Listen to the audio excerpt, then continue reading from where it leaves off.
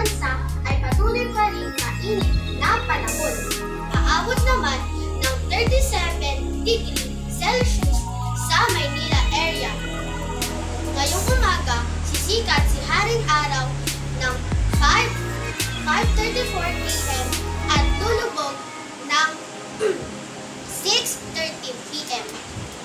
At yan lamang po ang latest mula dito sa Alerto sa Panahon. Ako po si Solen Miles Escay, nag-uulat. Magandang araw po sa inyong lahat.